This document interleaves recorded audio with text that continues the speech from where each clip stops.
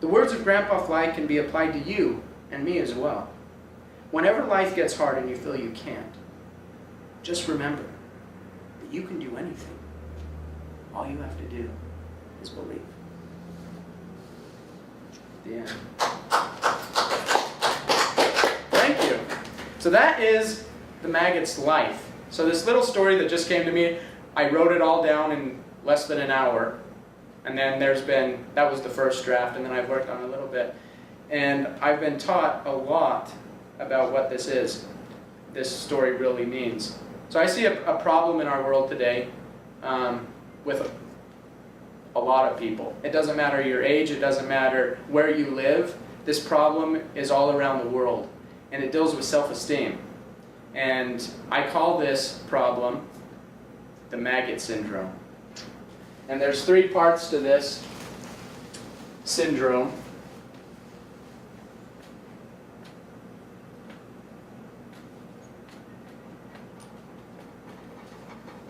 See if I get the whole thing on here. Crunch it at the end. So the Maggot Syndrome. And there's 3 parts. Not all 3 are taking place in the book. But think back to Fred. And what was one of his main problems in the beginning of the book? He felt worthless. He felt worthless. Kind of like he was stuck. He was stuck. Yeah. Whose problem was it? His. His. Because Grandpa Fly came and he says, "What are you doing there on banana peel?" And Fred just says, well, my parents just left me in this trash bin. What do you expect of me? So, yeah, worthless, definitely. Self-esteem, definitely low self-esteem. And the first thing he was doing, and the first part of this syndrome, is blaming. So it starts out blaming. So I am not happy. It's your fault. You're the reason why I'm not happy. Right? Look how many lawsuits there are in the world today. Right? Somebody goes to a restaurant, spills some hot coffee on them. Whose problem is that? Not yours. Not mine. Definitely not mine. They're the ones that put the hot coffee in the cup. It's their problem. So I'm going to sue them. And people win those lawsuits.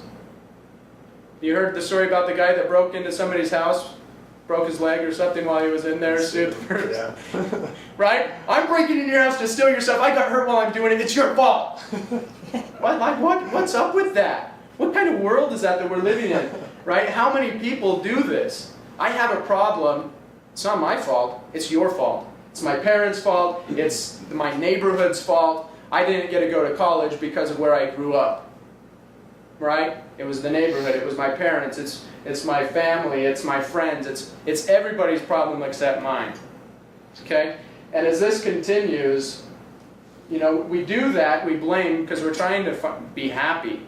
And I think if I can control you to give me what I want, then I'm going to be happy. So I'm looking outside of myself. And so I'm looking to blame somebody. Does blaming work? No. Definitely not long term. Maybe I'll feel happy for a moment when I win that lawsuit for spilling coffee on myself. But then it's going to be somebody else's problem, right? So that doesn't work. So eventually, if I'm blaming and I'm trying to be happy, that's not going to work. So it's going to move to the next step. Where was Fred in the trash bin to begin with? Very bottom. Very bottom. He was in a rotten banana peel. A rotten banana peel. It wasn't just a banana peel. It was a rotten banana peel.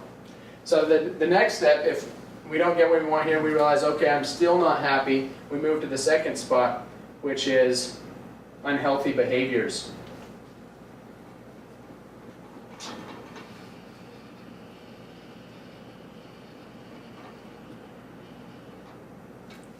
Okay? So for Fred it was hanging out with the rotten banana peels.